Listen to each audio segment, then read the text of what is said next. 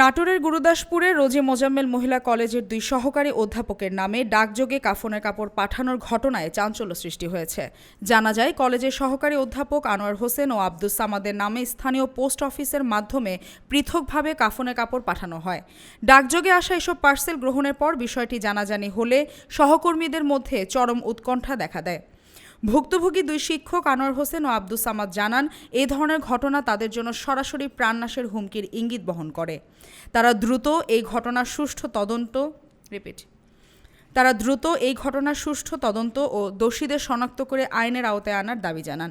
এই বিষয়ে গুরুদাসপুর থানার ওসি মঞ্জুরুল আলম জানান, ঘটনাটি গুরুত্ব সহকারে দেখা হচ্ছে। এই ঘটনায় একটি সাধারণ ডায়েরি গ্রহণ করা হয়েছে। তদন্তের মাধ্যমে ঘটনার পৃথক রহস্য উদ্ঘাটন করা হবে।